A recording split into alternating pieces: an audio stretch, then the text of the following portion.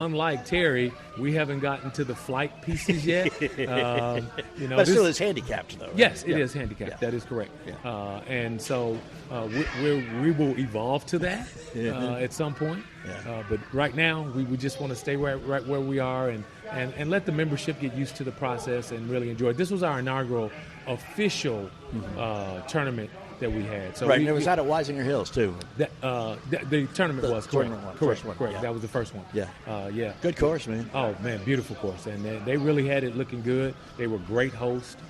We had a great time, for sure. Yeah. And we got a lot of support, sponsor support, and a lot of people were glad to see that, which we're continually looking for that and working towards that. But yeah, it was a great time. So is that a Maserati? Oh, yes, absolutely. So at the champion of the tour will win either a choice of a Maserati or an Audi 1-year lease to drive that around for a year. And that's sponsored by Bluegrass Motorsports. And, absolutely. And the ones we had on display, they were very nice. They were very nice. They were very nice. I would suggest, however, that you also get a second sponsor. Okay. A hoist company. Because most of us can't get out of that thing. I mean, you're about 8 inches off the ground. They are low, but I tell you, I would look good driving it, though. And well, they started that Maserati up, and it was just that feeling, that guttural power. Yeah, it just, it just runs right through you, and you say, I need this. Yeah, I need this. Yeah, looking good. You just see the looks you'd get driving down Bardstown Road in that thing. You would, but you'd also have a passenger that would shut those looks down. Yeah, afraid so. Now that with my wife, I'm bringing home. She go, "What are you driving for the next year?" Thanks for the car, buddy. Yeah, exactly. Yeah, well, that's not too shabby, man. No. We're really appreciative to Mike at Bluegrass Motorsports, who's supporting us in that regard. So we're really happy about that, and we're excited that the membership and others that are looking at us considering being members, that they see the value that it's bringing, as well as the fun and the camaraderie and the fellowship and the fun. And it's a chance for people who don't get to compete. Exactly right. And as you stated with Terry in the previous segment, we get to play with people at our level. Yeah. And to some people that we know we can beat, and then some others that we know we can't beat. Yep. But the handicap system helps us compete. Well, like you were saying, though, the best result from the first tournament was a guy with a 6 handicap who shot a 77. Yeah. So the net 71. Right.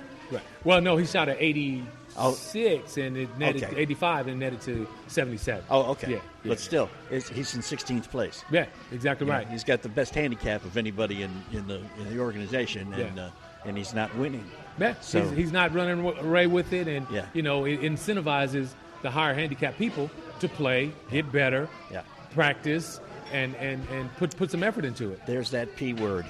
Practice. We don't need no sleep. Practice.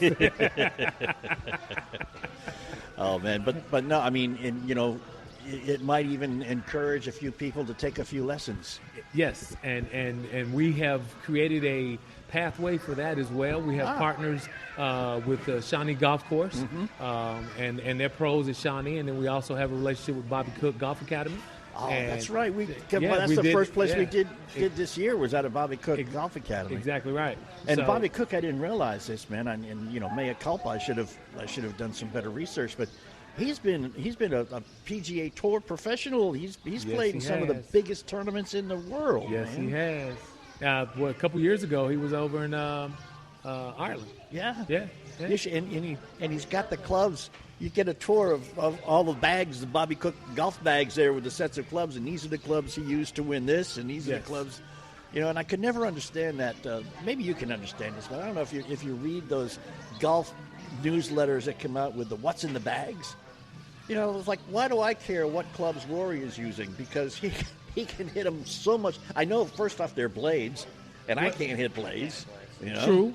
So from my perspective, I think it's just the guy in us. Yeah. Yeah. Okay, he hits his pitching wedge 160, 70 yards. I hit mine 100 yards, 120 yards. It's that internal competitive guy in us to say, well, what does he hit? What does he hit? Which we all understand. Everyone hits their clubs differently. Right. So there's no one club that you can use for this. Right. And so that's what I think it comes from. Yeah. And it's just interesting. And could be some aspirations that I'll aspire to try to get to that point, Certainly. to hit that club for that distance. And that's, we all aspire. That's why we play this game. Yeah. Is to get better, to come back next week and do better than we did this week. Correct. Which I don't aspire. No, you don't aspire to that. Oh no, that's perspire. We aspire. That's totally different, man. Totally different.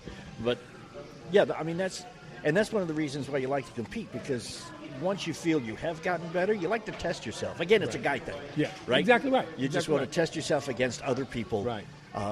In a situation where, and now this is going to be a little bit different. I know it hurt me a little bit out there at Chariot Run, because most of us, like Jeff Smith, our co-host for the national show, will tell you that most of us play kind of golf according to the rules. Okay? Okay, right. We bring a foot wedge with us. We lose a ball and we say, hey, $3 is enough of a penalty. We don't need a stroke too, right? Okay. But when you play in a tournament, that stuff is all, it's look it up in the rule book, man. Yeah, it's out the window. And, some people's feelings get hurt a little bit. Yeah. So I walked off. Including your own. Oh, yeah. I walked off the course with an 82. But that was, if I was counting everything, what would it have been? Right. Yeah. And again, to that we monitor ourselves against other folks. We'll sit there and we'll watch the pros and say, oh, I could shoot that. Yeah. But we forget about all those other ones that we didn't count. Yeah. That, oh, yeah, well, maybe I couldn't shoot that. Yeah. A case in point. You look at them playing on some of the course. Well, even at the Ocean course this weekend, where there's a lot of really bad rough. Yeah. And they hit into the bad rough, and they're going to hit out of it. Justin Thomas didn't make the cut. Right. Because he couldn't get out of the stuff. Yeah. It's difficult. There's a lot of bad rough at the course we played together at Chariot Run. Yeah. A lot of bad stuff. Yeah. That heather is tough. And Yeah. your ball disappears like that. Yeah. And if you do find it and you try to get out, your next 2-3 shots are still going to be in the heather. Right. That's one of the things I was going to try to suggest to one of the guys who were playing with us, man. Take an unplayable lie, take the stroke, put it out there, and hit the ball. Because, it's going to be 4 shots before you get out of here. Unless you get lucky. Yeah. And whatever you do, but that's part of golf, too. You get lucky. Yeah. You have to. You have to in order to do it. But those are the things you have to, when you start competing, you have to play smarter. Right. Yeah, absolutely. Think your way around the course a little bit more. And course management comes into play. Yeah. And it causes you and forces you to, do I really want to go for that shot? I know I can only make this, and if I swing this club just right, it'll get me there. Right. As opposed to, I'm going to go for the fences and I'm going to try it with this club, and then you swing too hard and you duff it or you top it. And one of the things that Jeff Smith always says is when you get in trouble, go for, you're not going to get to the green in one shot. Mm-hmm. So it's going to take you 2 shots. Go for the 2 easiest shots you can do. Yeah. And we were playing together with Jeff out at Elk Run a couple years ago. And on the hole number, I think the 5, I think it is, it's a little dog leg to the right, elevated green, lots of trees on the right-hand side. And I sliced my drive over the trees. I was into the fairway on the other side. Okay. And I was sitting there looking, trying to find a window through the trees. And Jeff said, what are you doing? And I said, well, I'm going to get, he said, where does it say you have to play that fairway? This fairway's open all the way up to the green. Just hit it up there and hit it onto the green. Take your 2 putts, walk off with your bogey, and don't try this. Right. Because, you try to hit it through the woods and you're going to be pinballing it all over. All over, yeah. Or it's going to come right back at you. Oh, I hate that. I've done it before. I've actually put it behind me from where I started. Yeah. And those are usually the best contact you've made all round, man. Exactly right. It sounds good, it feels good, and bam! Right behind you. And you just kind of watch it. Yeah. And if someone had offered you $100 to hit that tree, never would have got it. No. Never would have got it. No. Yeah, can't do it. So absolutely. So what's the deal on getting signed up, man? How do you get into the? So you can go to our website, of course, and that's 3aga.com. and you can under registration tab, you sign up, register, and it's a $99 registration fee one time. It's for the entire season, and then we just get you into the fold, and you come out, check the schedule, which course you want to play. We have them all listed on the dates and the courses, and they vary throughout the city.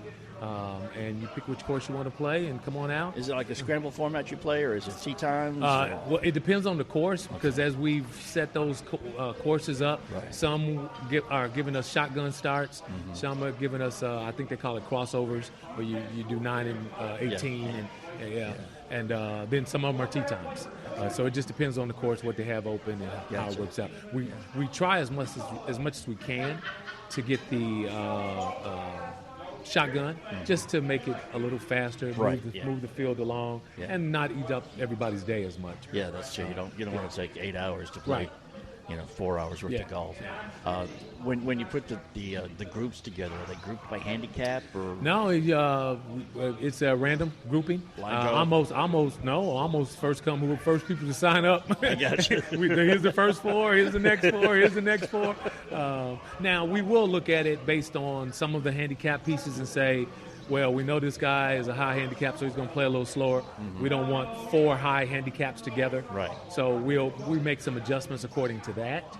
But really, it's really just a straightforward first come, first serve, sign up for it. Where's the next one at? The next one is at Hidden Creek, and that is next weekend. We were just out weekend there. coming up. Yeah, so it's at Hidden Creek. This man right here was number 17, the par 5, number 16, the par 5, dog leg. Their signature hole, basically. Yeah. This man was pin high after 2. Wow. Yeah. On the elevated, undulated green. Yeah. Oh, my goodness. Yeah. Did you go down the other fairway? 9? No, he did, man. He hit the best drive of the day. Hit a 3-wood. I mean, it surprised even him, because he was looking for it short. Right. And I was up there because I hit mine to the left, my third shot to the left, and I saw it. I go, Tim, there's a ball right here, man. Wow. And he came up and went, whoa, and it's mine. Eagle? No. Birdie? No. Well, that green's tough. That was my next question. Yeah. Was the pin high? Was it low? Because that green is toward tough. the back, and it was, but he did manage a par out of it. So hey, pars are always good. Yeah. Pars are always good. Yeah. I'll walk away with a par and happy, actually a bogey. Yeah. And then number 18 out there, it's temptation for. And one of the things is you let the older guys play from the forward tees. We do. Forward tees. Yes, so sir. from the forward tees. 60 and older. From the forward tees, 18 is almost drivable for people. Yeah, well, we It's a have some temptation. people from the back, not the back tees, but from the whites. They're pretty close too. Yeah. I mean, it is very tempting. Very tempting. Yeah. And Barry Bonifield's out there now. He's the pro too, isn't he? That I'm not sure. Yes, it is Barry. Yes, Yeah, it is Barry. Barry. Yeah. You're right. Yeah. Yep. That's pretty cool, man. Yeah. He's a great guy. He's been in town forever. And he helps us a lot. We've got a good relationship out Yeah. there. So, All right. So you just website again? 3aga.com. 3aga.com. So it's the numerical value 3, number 3, Right. aga.com. Okay. Yeah. Cool. And does it cost? I mean, you pay the $99 to sign up, and then Then you just pay the regular greens fees. Green fees, yeah. So you don't Pay make a a fee. profit off that, huh?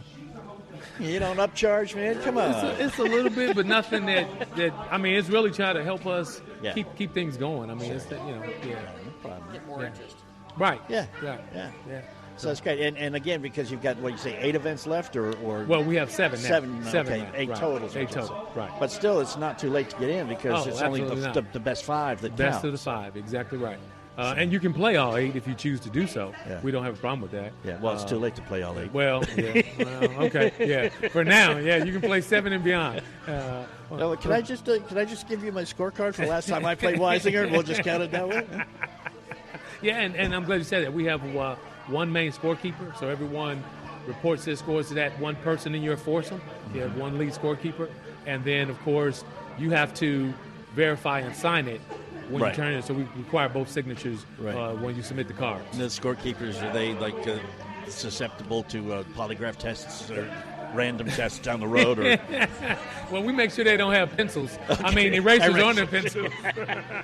are they open to bribes? It's John's best club. The eraser. The eraser. That's what Arnold Palmer said. The best way to get a low score is a pencil with an eraser.